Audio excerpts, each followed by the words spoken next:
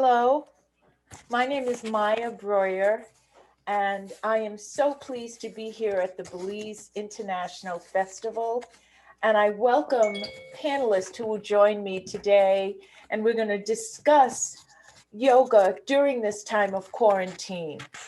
So I'm going to ask everyone to introduce themselves because some of the names they're very interesting, but I'll let you spend a minute and a half, and tell us who you are, what you're doing in the world. And before I pass this on, I want to say that I am Vice President of Cross-Cultural Advancement at Yoga Alliance. And it's just my pleasure to be here today to support this important summit and initiative. So directly underneath me is Maryam. So would you please tell us a little bit about yourself, Maryam, and then pick someone in the queue to have them introduce themselves. Okay, great. Namaste. Thank you so much for everybody being here. I'm so happy and excited to be here. As Maya said, my name is Maryam, and I am a yoga instructor, certified yoga instructor. I am a global ambassador for Rhythm of Change. I've worked closely with Michelle over the years. I actually got my first yoga training, 200-hour, at the Om Shanti studio. And more recently, last year, I was in India. I was coming back from India around this time because I got my 500-hour there. So looked like I did it just in time before everything went down. Basically right now, what I'm doing is I'm teaching classes online, working with clients one-on-one, to basically help with stress management because of everything that's going on right now in the world. That's the biggest need that I see right now, is having everyone to remain calm, even when things are very, very uncertain. So thank you so much. I'm excited to be a part of this panel. And I would like to nominate William. You're the only name that I could remember off the top of my head. So now it's you, Will. Fair enough. Thank you, Maryam. You're it's welcome. Good to see you. And Maya, thank you for hosting. And Michelle Williams, if you're listening, thank you for the invite. My name is William Hilder. I'm originally from the States. I've been living in Montreal, Canada for a period of time. And then I came to the Caribbean to work on a project. And then COVID hit. So I'm here with my wife and my 5-year-old son in Belize.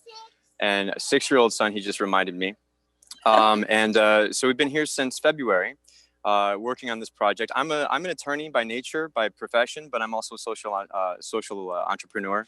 I work with a lot of organizations, not-for-profits, to help them achieve their goals and be able to do the good work that they want to do in the world, because not everyone is good at clearing regulatory hurdles and things like that. So that's a little bit about me. I'm very passionate about food security. I love food, and I want to.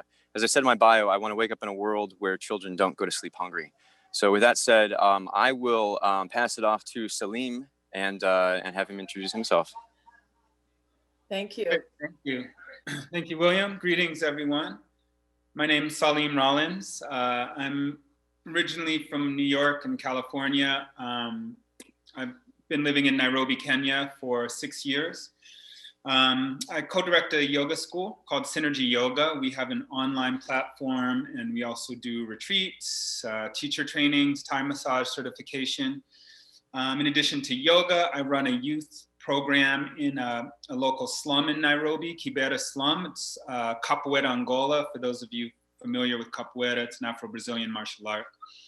And so I have a youth empowerment program in Kibera slum, basically teaching life skills, professional development, and the art of capoeira to actually a community-based organization that brings breakdance to the community. So we partner up for that particular program. Really excited to be here, ready to get into the discussion. So I'll keep it moving. Okay, I'm gonna pass it on to Marilyn.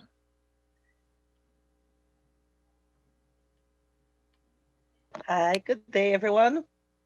My name is Marilyn Dawson. I'm in Belize. I live in a village, Gardenia Village, which is 21 miles away from the city. I'm a teacher for the past 33 years. And how I got involved with yoga was through Restore Belize. They're offering sessions for teachers to learn a way to, um, you know, deal with anxiety and, you know, the stress of being quarantined, because we are very active as teachers. We work, I can't say 5 days, we work 7 days for the week. And it's not, it's like 24 hours, because in our sleep, we always think about what to do with our students. I'm also a grandmother, and I'm the director of education for the Scout of Belize. Um, so I'm very active with youths, and most of my time I dedicate myself to the children.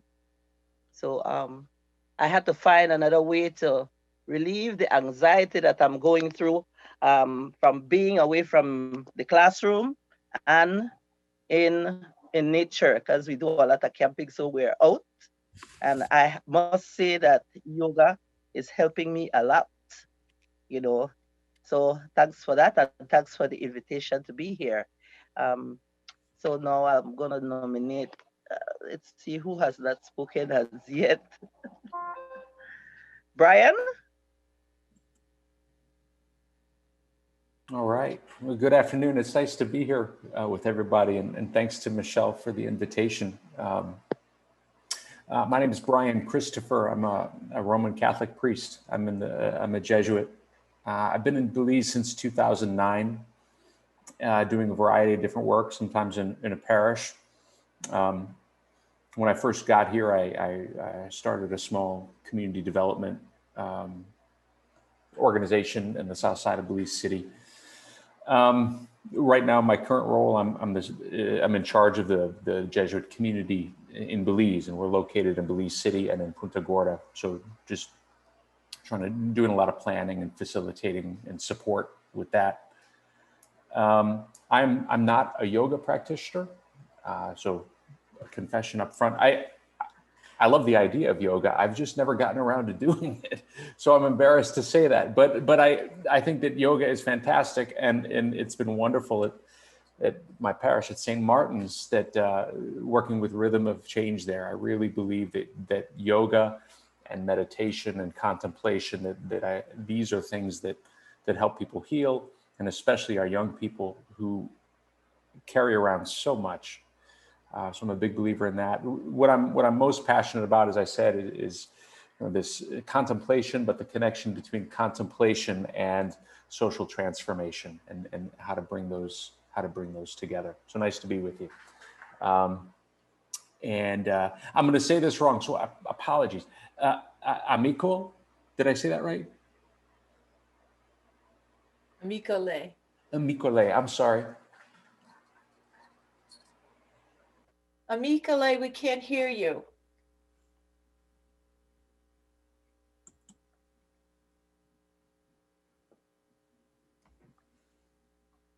I think you're muted.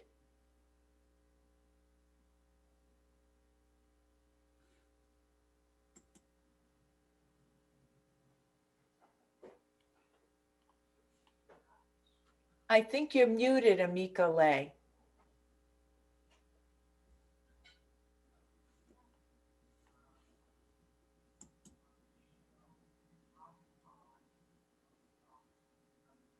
It looks like she's not. Why don't we move to Gustavo? Can you all hear me? Thumb up, yes. Good afternoon. Thank you for this invitation to be part of this panel this afternoon. It's a privilege. I am I was newly introduced into the yoga practice, actually beginning the 1st of November, actually, to be exact. It's been quite a journey from January to November. So many things have happened with the onset of the COVID pandemic, and it has challenged us, challenged me in many ways. And I can say that maybe by happenstance, I came across Shanti. And since I started yoga practice, it's been transformative, to say the least, in terms of how I have been able to adjust to the whole COVID quarantine issue. Sorry if I went ahead of myself. My name is Gustavo Perera. I am a researcher. I own a company called EM Research, and we do research across many sectors. Quite frankly, most of my life I have tried to push the private business aside and follow the spiritual path. But try as I may, it has eluded me so many times. But I have a very disciplined practice in terms of the spiritual journey. So I keep balancing both. Thank you for this invitation again. Thank you. Thank you. Thank you. Amikole, can you join us? I think so. Can you hear me now? Yes, we can. Okay, yeah, I've had to come in on my phone. So I'm using my computer for video and my phone for audio. So sorry about that. And then I can't spell in the chat. So, okay, hi. Thank you for having me and for your patience. Father Brian, I was going to say we'll have to do some yoga down in PG. So I'm Amikole. I'm currently in New York because of the pandemic. I can't get to PG just yet. But I'm a medical anthropologist, did research down in PG. That's how I got there about 16 years ago, and have now decided to begin Mango Meditation Healing Arts Center since I've discovered yoga for myself. And so I'm a yoga practitioner. I'm a yoga therapist in training.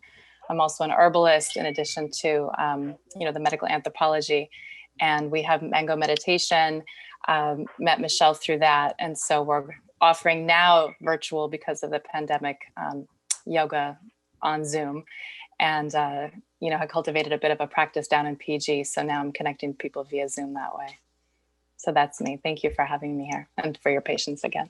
Thank you. Thank you very much. It's just wonderful to meet all of you and to hear your experiences and your stories. But I want to dive right in and say, we all agree that this pandemic has shook us up. Can I get a thumbs up from everyone? It has shaken us up, and this is around the globe. People are suffering from the virus. People are suffering from unemployment. Our healthcare workers are overworked and challenged. So it's really something that's happening. And that's what we're talking about today. What is the stress of this? How is it impacting us? And how are we using, I'll say, yoga and other holistic practices to help us get through this time? And I had prepared several questions. So I think I'll start with, how has this pandemic changed you or your family? And so if you want to answer, just let me know, and we'll do it that way. So whoever is ready for that one, how has the impact of the pandemic changed you or your family? Well, I'm happy to jump in, Maya. Thank you. How it's changed our family. Well, first and foremost, we're not at home anymore. So, we're in another country, and our country, we're in Belize, and they've been a gracious host here. Everyone's been fantastic. We just don't have the support system, and now we have online schooling to contend with. You have a 6-year-old who's trying to understand, why can't I go out and play with my friends in this way because of the social distancing and the quarantine and things like that. So he's trying to adjust too. And so for us, our family dynamic is such that, my wife and I, we usually travel a lot for work, and we're usually out of the house a bit more than what we usually are. Even though we're both self-employed and we typically work from a home base, having a 6-year-old who needs constant attention around, that's a challenge. And so it's, it's changed our dynamic because we need to schedule things even more than we used to, and also find the time and the space to take for ourselves, because when you're around people for a very long period of time, that could become taxing no matter how much you love the people that are around you. And so it's just trying to find what everyone needs, what I need, what my wife needs, what our son needs, and recognizing those things and just adjusting from there. But my wife and I are very good at adapting. And so for us, it's just making sure that our son is comfortable and okay, and kind of going through his schooling, but also not having a feeling that he's bothering mom and dad when they're on a Zoom call, for example, or something like that. So that's how it's changed us. We're around each other a lot more, and we're trying to find new ways to kind of have our own time and take care of what we all individually need and what we need as a family. Thank you. Thank you. Is there anyone else who wants to comment on that question? Yeah, happy to chime in. I'm a father as well. I co-parent our two children. I have a 10 and 11-year-old. So that's kind of the first thing is as well the online schooling. They're in a Waldorf school, which by nature is very hands-on, and so the school, of course, has had to adapt. Kids have adapted marvelously. They've done really well, but definitely I am aware of the need that they have to, as with myself as well, to be around other people.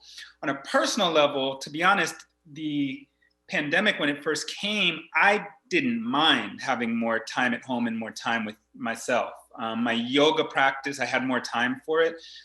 Synergy, the yoga school that I co-direct, launched its online platform, which has been doing well. I mean, it's definitely there are challenges there, but we're figuring it out, and we're kind of going with the current. There's no other way to go. So yeah, I think adapting.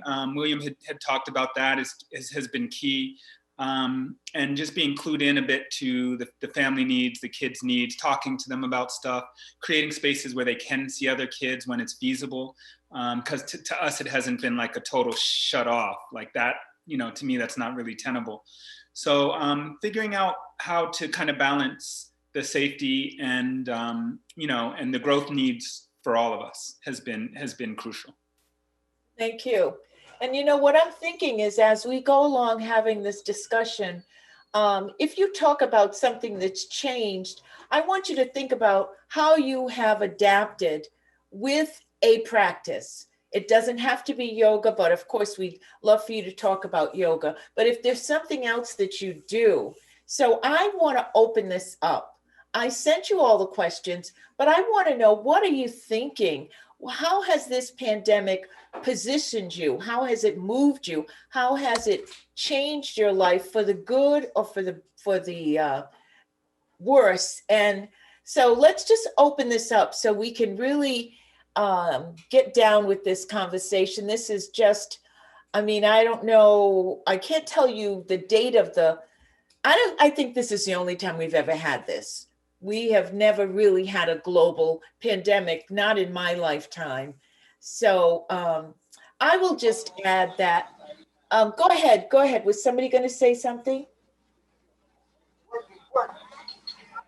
Please. I'm just going to say that, I am like Salim. I was really pleased in the initial months with all the extra time to be alone. I'm not that I'm married, but being home. And, but that after several months, that has gotten old.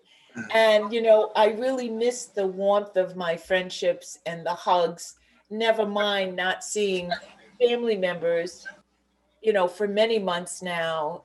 So I find that very challenging. But in the same moment, I find it also as a new path or a new way of being that I'm having to explore. How do I continue my relationship with my grandson who's in Dallas? How do I grow that relationship and continue to nourish him? And now how do I connect with my daughters in Arizona and have, know what's going on with her? And, so I just offer that to everyone. Those are things that have challenged me. And then when we start to talk about the remedies, I'll tell you the things that I have incorporated into my life. So anyone who would like to share, how about you, Marilyn? Oh, it's like, it has changed me so much. There's a lot of things to get used to. And the first thing is how to use online technology in teaching. And well, I'm getting there, learning different techniques. Uh, but the challenge is still great as a teacher, because we worry most of our students that are not getting the online teaching, due to maybe they don't have the equipment or they don't have the internet as a source for them to get the daily lessons that you're sending to them. And we are not accustomed to being this far from our students, because we are very hands-on kind of person. We like the hugs and things like that, and it really affects us. Like if we go on the street and we meet a student, and the first thing they want to do is hug you, and we have to remind them, no, no, no, no, but sometimes we forget that no hugging, social distance, we have to practice. But for myself, it was hard adjusting to being at home. I had to find another way to get myself busy physically, because I'm always on the go. Being around youth, I'm always on the go. And when it first started, like when the weekends came, my family, we are a scouting family, so we are always out in the community. So it was hard for them as well, because they said, all right, what are we to do? We're lost, because every Saturday we had activities, or Sunday we had activities. And now we were wondering what to do now, because there's no way we can go out since we're on quarantine and then lockdown. So it was not out in nature doing any kind of community service. So we had to adjust and finding something else to do. We did we always do social family bonding, because we are always together. We are never separated. My daughter calls us the Passam family, because the parent is always with the children along. So she said, we're the Passam family. We're always together. So it was hard not being out, but I'm adjusting somewhat, because now I find other things to do. I found yoga, which I find interesting. The session that we did was short, but I'm interested to take it up now to help me adjust to doing something else beside just my lesson planning and my online teaching. I need time for myself and time to meditate. It helps me with, yoga makes you meditate and think about yourself. So that's how it has changed me. Thank you. Thank you. Let's see, my computer is funny. Somebody asked me, there, is that better? I think that's better. My camera had moved. So, so far I'm getting that we have, we're looking at situations that require new adaptability. We're learning new techniques, and we're also adjusting to being with family. And so I think, Brian, we'd like for you to join in. Sure, thanks. I was just talking with somebody the other day about this pandemic, and it feels like it's lasted 10 years at this point. But I was thinking, when I look back at the last, what has it been, 9 months, 8 months?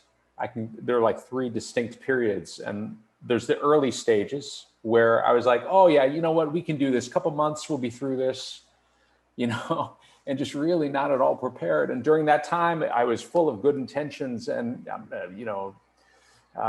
get out running every day, and I'm going to do all these different things for self-improvement. And then there was the middle phase where it just began to dawn on me that this isn't going away anytime soon.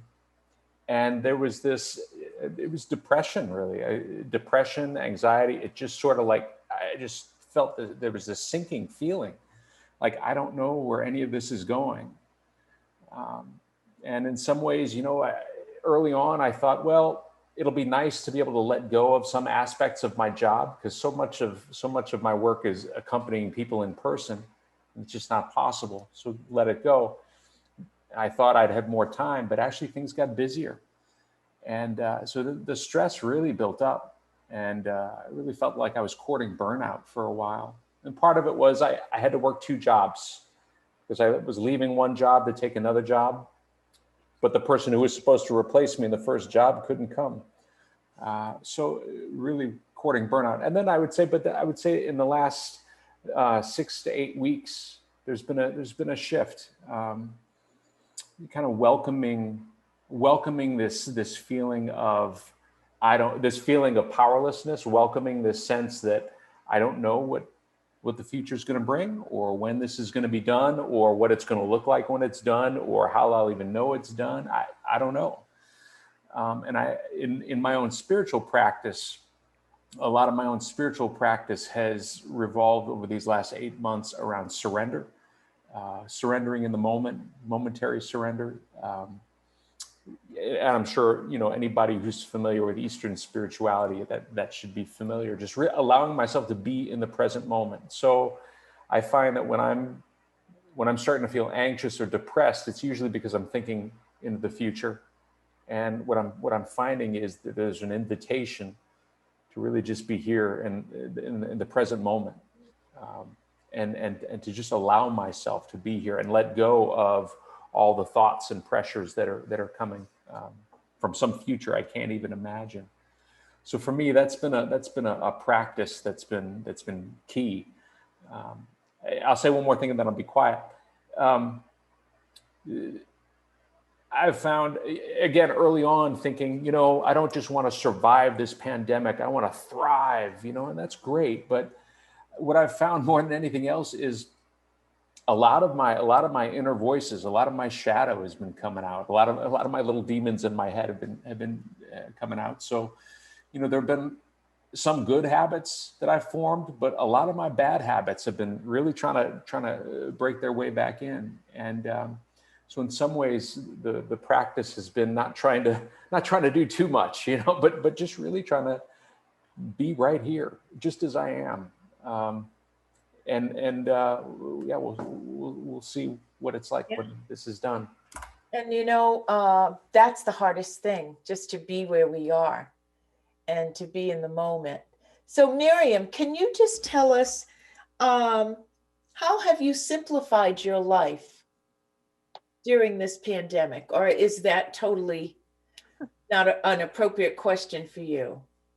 How have I simplified my life? I feel like the pandemic in itself, whether you wanted to simplify your life or not, it's simplified.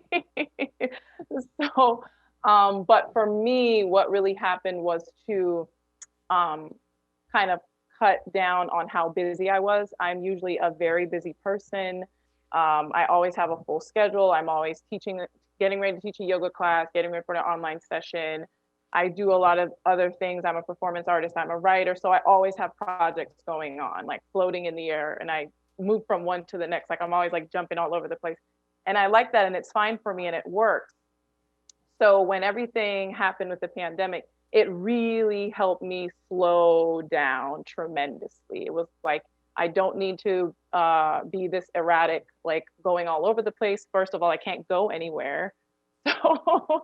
So I have to be inside, and really, it really just helped me reflect and see, look, okay, this is what I have to do. Is it a priority? Is it important? So it helped me shift and rearrange my priorities on what was really important, what really had to get done, It's like, do I need to make a to-do list to do the dishes? No, I don't need to do that. I'm gonna wash them, but trying to like make things up to do, and it's like, no, okay, those things are going to get done. Everything's going to get done that needs to get done.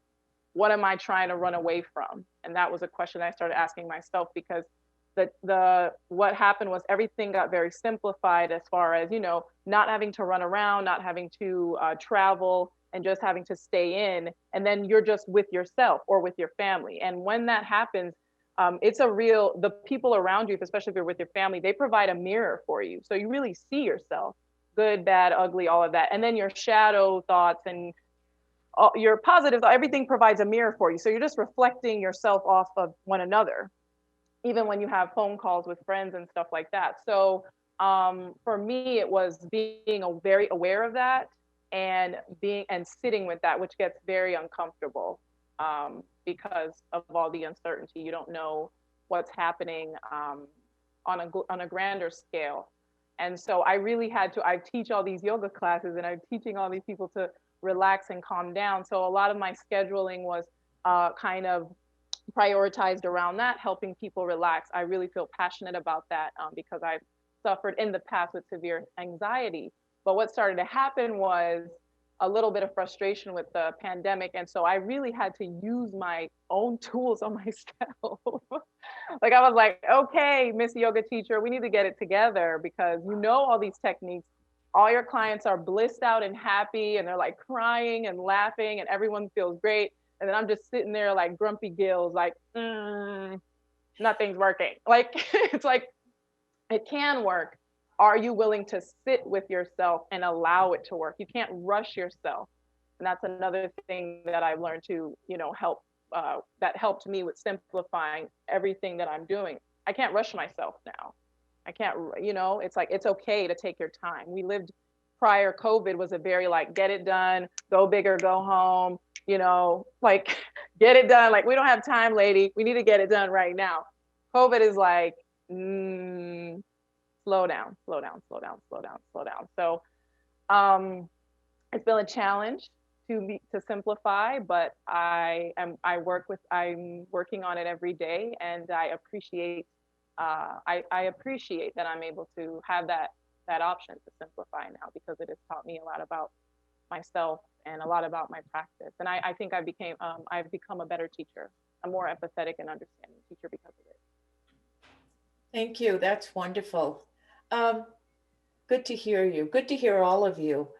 I know we haven't spoken with Gustavo, right? We have Gustavo who's with us. And can we turn the corner and begin to look? Well, first I'd like to ask, has anyone been impacted financially? We might have a group of people where we're all just getting by. So, but I just want to acknowledge that the pandemic has truly impacted many in a financial way, where they're suffering from not having enough food and not having monies to pay rent. And so my prayer is that this shenanigans with the government will soon cease, and they will be able to come up with a plan for those who need support, which is just about everybody needs support. But some people have really fallen below the radar in terms of medical health, medical support, as well as their financial support. But Gustavo's gonna speak next, and I want to begin to knit together a tapestry of hope. I want a tapestry of action, a tapestry of hope, because we could go on and on about what has occurred, how difficult, which I think it's good to state that, because you get a little healing when you tell your truth. So to state what is true for us is a good thing. But now for our those people who are watching and listening, let's begin to create these two tapestries. What is the action that I have called up to help me? And then, where is my spirit now? What are the practices that I'm using? So I'm going to ask Gustavo to join us next and just share his thinking on that. And then we'll just continue with that conversation. Thank you. My own experience during this time is that I discovered very early, well, not very early, but somewhere along the midway during the pandemic that we're no longer isolated in terms of not only what we do, but who we are. And one of my practices, morning has always been besides exercising, is devotional reading, reflection, prayers. And the first thing I found out was that I could no longer pray for just myself or my family, for my immediate family, but rather I found that I had to be praying for my neighborhood, then my community, and then the world. And I said, well, we can't pray anymore just for what concerns us. We have to pray for this whole world, right? And in that sense, we are all in this together, so to speak, no? And so I think that that caring and that concern for each other, looking out for each other, is very important. And I know that in my own neighborhood, we have been exchanging calls, keeping in touch with each other, finding out how each other is doing, exchanging uplifting messages, sharing concerns. So that's one thing I learned early. The other thing that I found out is that even among professionals, colleagues, we also networked a lot more, talking about how we could collaborate, how we could join forces to accomplish tasks, projects, and even through that, new friendships came along. I personally reached out to a couple of people and said, look, you know, let's talk once a week. Let's meet. Let's do a lunch or something wherever it's possible. And so, in that sense, I think that the world has grown smaller because we need each other. I think more and more. I think that's one of the things that I've learned through this process. Even on the financial area, as a self-employed person, I mean, from February until September, there was no work because everybody had put projects on hold. Everybody had, I mean, businesses had cut back their operations from 50%, from pretty much bare bones. And so there was nothing happening, no? And during that time, if you never appreciated family as much as you should have, this was the time because family was reaching out. I mean, family was, you know, sending help, sending support, and again, it reinforced that we can no longer just continue to live in our own sphere, you know, that we're part of a bigger community. And so I think if we can find a way to, perhaps during the post-pandemic period, is how do we translate all this networking, this collaborating, this sharing, this showing of compassion and kindness, how can we translate those into, as you said, action? Or what is it that we can do that we can move this from just our own experiences to creating wider experiences, whether it's for the wider community, the wider society, and see how we can continue to transform our lives, transform people. Yes, thank you. Thank you. Those are my thoughts. Yeah, those are wonderful. And you know, it is the one thing that's constant during this time is change. Everyone is going through some change or transition or reformation to survive this pandemic. So I'd like us to continue and move through, you know, what is the action that you took? You know, what is the practice that you did? What were you trying to calm down or handle? So Salim, can you come in and help us in that area? Talk about some of the action that you've taken and the way you have supported yourself during this with some real things that our participants might be able to do for themselves? Yeah, so we, I mean, the first thing that sort of happened with me was that I started collaborating with a friend that I've known for 20 years at a deeper level. So for me personally, the collaboration started to become important. And we took this school that was doing live events, retreats, teacher trainings, and so forth, and transitioned it all online right away. I mean, that was kind of the first action. One of the other actions was with the community, the slum community in Nairobi that I work with, is that, those guys were, whatever I was going through, I mean, the slums were really impacted on multiple. I won't go into the details, but they're, as you can imagine, they're highly impacted from the sexual violence that girls were experiencing because, family members were home, to not having enough food.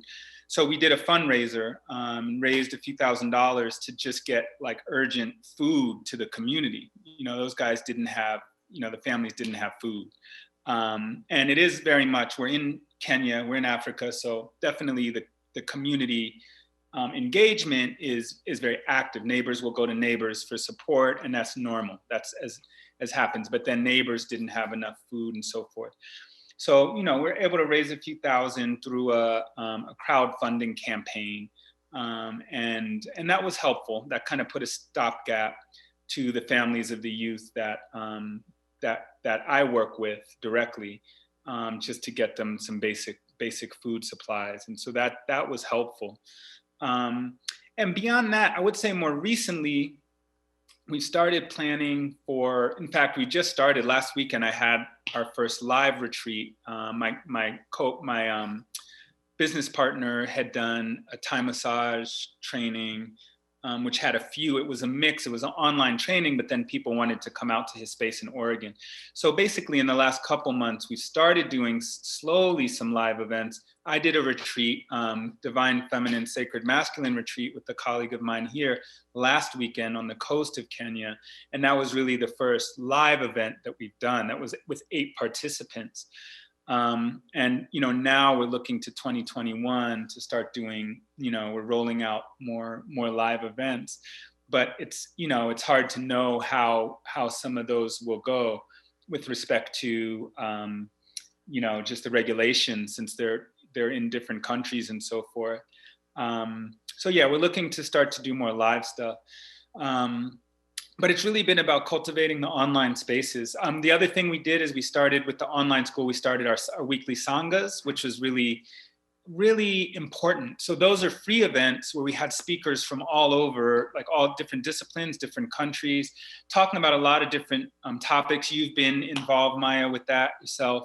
And that's really was, I think, served as a sort of important support space for people to just be able to talk about what's going on, held by, with the facilitators really holding amazing space, people from all over and a lot of different topics. But in general, I felt like that space has really been an important sort of, like emotional, psycho-spiritual space for people to kind of come to and just listen to and participate and talk about what's going on.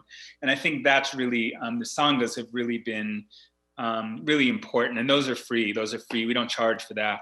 So, people often bring, we've had elders facilitate. We've had a youth facilitate the sangha. 10-year-old a few weeks ago facilitated a sangha. So it's been a great opportunity to reach out to a broad range of people in our community and start to create spaces for them to be able to share what they know and bring people in to participate and have a space where they can feel supported and also just and continue to learn in the midst. That's one of the advantages of what's come out of this is the opportunity to engage. This conversation we're having now, I would have never met you all had we not been in the midst of this. Yeah, thank you. Very, very good. Very powerful.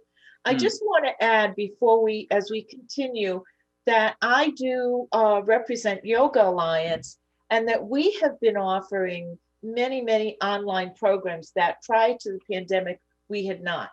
And so we're offering webinars, continuing education, coursework, and recently we've launched the Teaching for Equity program, which provides financial support for those who teach in marginalized communities. So I thought it was important to put that out there because it's a global effort. We are hoping to support people all over the globe to teach in marginalized communities because so many people have been volunteering and doing the work by donation and just simply not anywhere near thriving with this.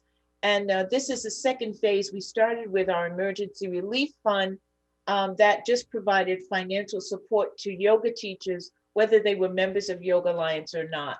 Any yoga teacher could get financial support from us. And so I just want to say the action that I have taken personally is to read poetry. And I find that very comforting. Like I'll spend a whole week reading a particular person or, 3 or 4 days. And that's my go-to peacefulness. I practice yoga, all the things I know, but that poetry reading has really been powerful in my life and brought me great calm. So I'm sharing that with everybody. If you haven't read poetry, there's so many great poets out here. Pablo Neruda is one of my favorites, and Maya Angelou, and there are just many. Gwendolyn Brooks is another. So again, I'm opening it up so we can tell the community that's listening, what are the things that we did? What's the action that we're taking? And I can, Maryam, go ahead. Yeah, sure, great, thank you. Just to piggyback off what you just said with poetry, I actually did a joint project with a friend where she commissioned paintings for people and we used the money to donate to people in need. So a friend of mine started the Belize Emergency Relief Fund and we wanted to help her raise money. So my friend Yoling Lee, she does watercolors. You would send in a photo to her of your family or whoever, and she would paint it. And then I would write a poem kind of intuitively, just looking at the painting, kind of what I get. I mean, and people called us crying. They were just so overwhelmed and about how we could just capture them like that. And it kind of helped us come together as a community, as an online community. And then I kind of branched off on my own and just did a separate poem project for the Belize Emergency Relief Fund. It was the same setup. You commission a poem for me, you send a picture of your family, I kind of intuitively sit with it, meditate on it, and then I just I translate whatever it is I'm picking up from the picture into a poem. And my project raised over $1,000 and families, I mean, if you donated like $25, you fed a family for an entire week. I mean, because these were people out in rural Belize they didn't have any food. So that was one thing that really helped me and my friend in the artist community kind of shift our focus and, okay, we're feeling overwhelmed. We're feeling like this is beyond us. What can we do to help? And it helped us to kind of hone in on our own skills and talents and use that to, help raise funds, but also to share our talents with others. So that was one thing that kind of helped uplift ourselves and uplift others. And then the other thing I did was I kind of went back to science. I do yoga a lot. I'm a very spiritual person. And I read a lot and I follow Sadhguru, which is the mystic and yogi of the Isha Center. If you don't know about him, he has a lot of funny YouTube videos. But I wanted to know scientifically, how could this affect a human being? What's going on when you're not able to interact with another human being for such a long period? How will it affect the brain? And what can you do? And I'm sure you've all heard about neuroplasticity and rewiring the brain. Yoga and meditation helps to do that. But I was like, what if one of my clients or myself, I need something right now? Like sometimes they don't want to hear all that. They're having a panic attack or something's wrong. So I started following this guy. His name is Andrew Huberman. He's a neuroscientist, Andrew Huberman. He's a professor at Stanford. And basically he gave 2 suggestions that scientifically can help you boost your energy and boost your mood, and then also help you calm down. So the first one was to try to look at the sun. Now I know But for my people in New York and my people in the winter, they're like, how do I look at the sun, man? The sun ain't out. Okay, so if you're not in Belize or the tropics where you could look at the sun, I mean, they have those sun lamps, but you want to try to get as much light as you can in the morning, even if it's not like the golden sunshine of the Caribbean. You can step outside, and what happens is something happens where it lights up your prefrontal cortex and it boosts, it produces that hormone serotonin, which boosts your mood automatically. So if you just get some sunshine, just at any point in time of the day, you'll feel better, you know? So, and then the second thing Dr. Huberman suggested was breath work, which we've all done to some extent, but this one he suggests it really helps to calm you down quickly. So this is the technique, and we can all do it together since we're all home together live. Okay, so the technique is you're gonna inhale, and then you inhale again on top of that inhale, and then you exhale out your mouth. So what that does is the double inhale and that big exhale, it helps to like your heart rate, it drops faster, and that automatically calms your entire nervous system down. So I don't know if you guys want to try that with me a couple times through just to experiment on yourself. Sure, go ahead. Lead us. Awesome, let's do it. Okay.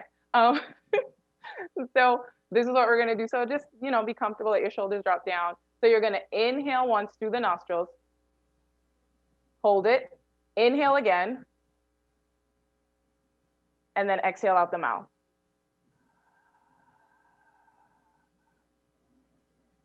We're gonna do that 2 more times. Inhale through the nostrils, inhale again,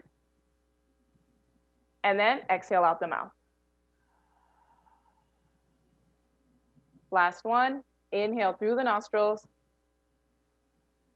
inhale again, deep inhale, and then exhale out the mouth.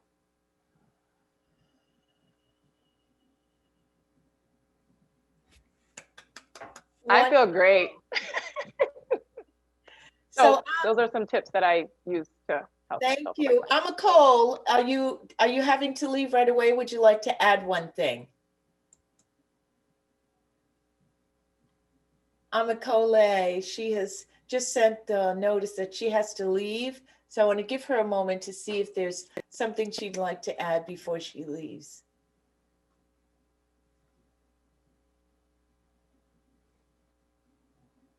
And I think, oh, well, okay. So if she's here, she'll be able to jump on.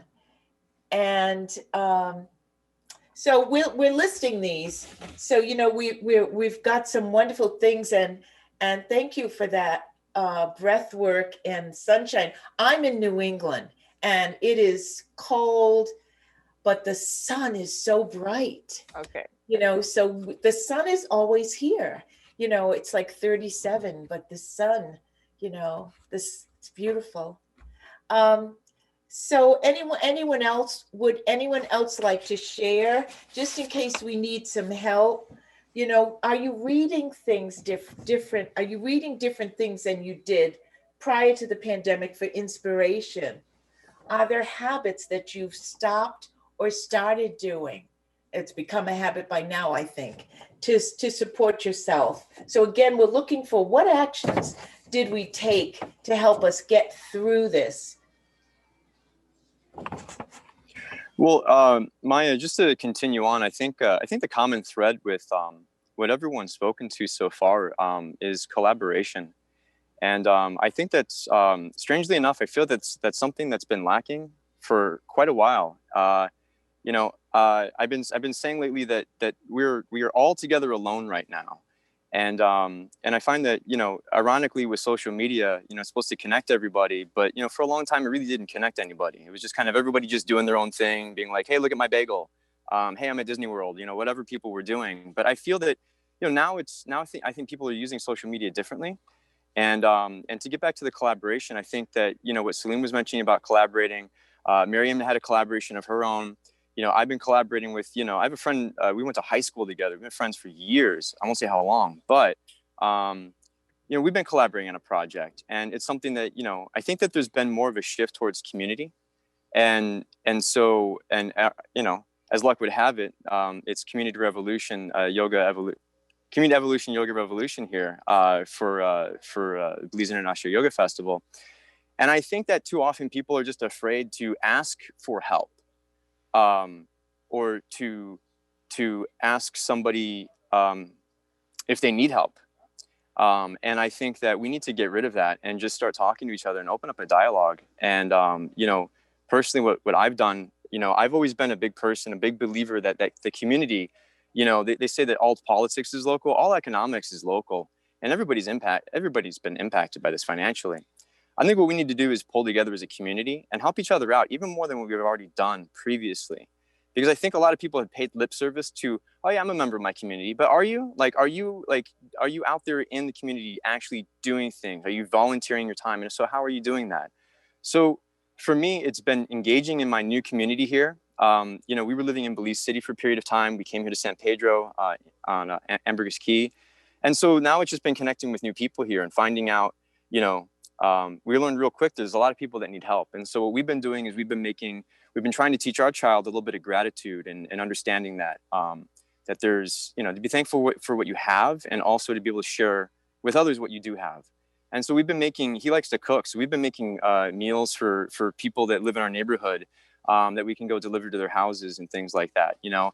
And it doesn't have to be, you know, charity doesn't have to be, I feel embarrassed speaking about it, but because I believe that charity should be anonymous to the extent possible.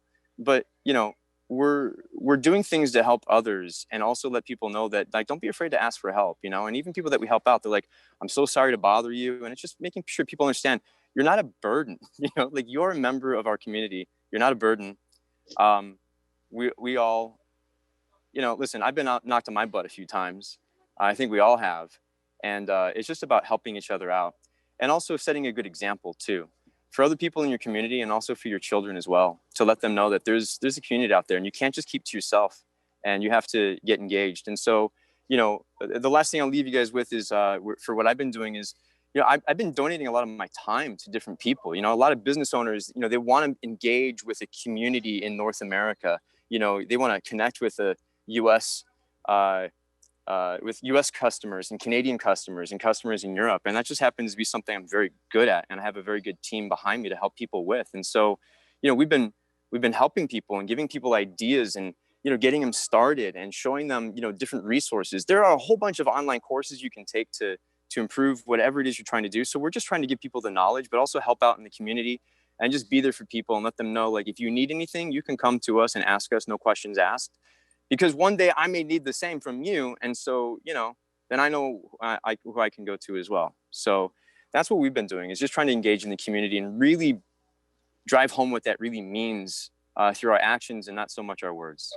Thank you. Thank you.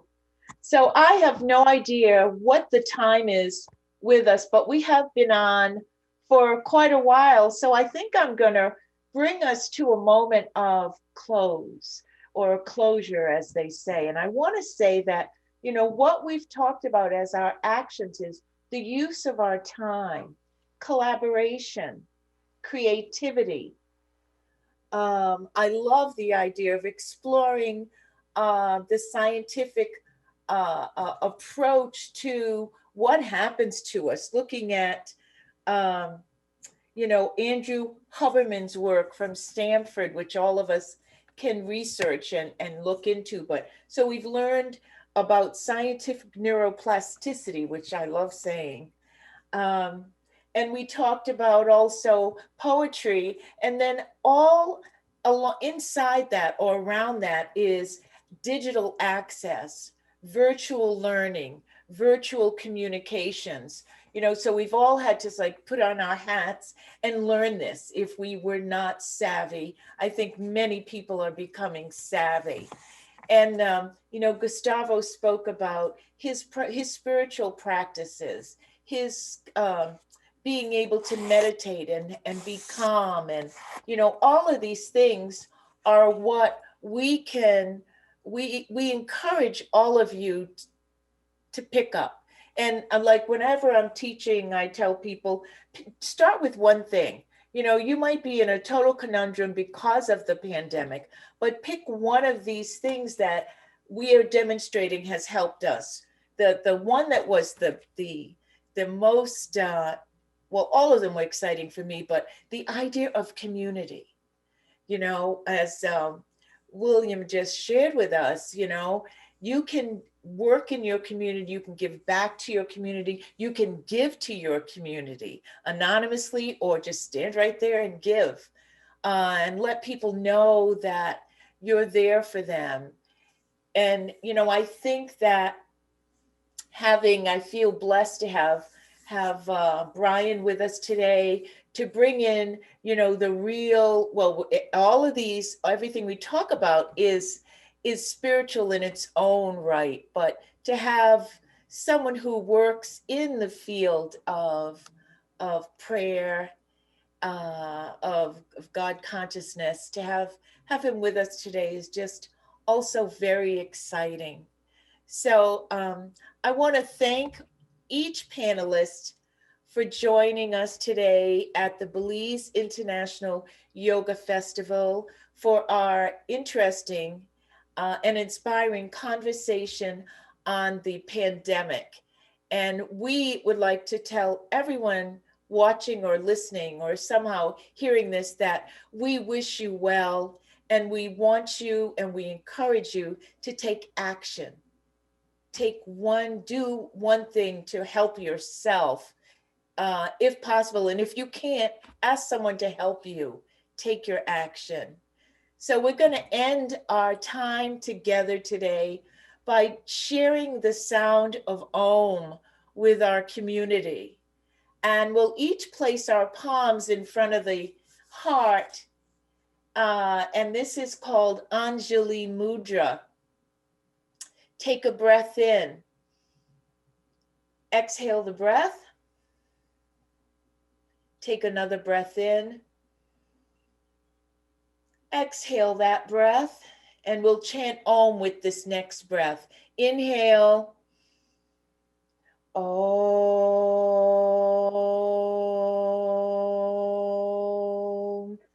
Shanti, Shanti, Shanti. Peace, peace, peace. Jai Bhagwan, I honor the light within you. Thank you, everyone. Namaste. Thank you. Namaste, everyone. Thank you.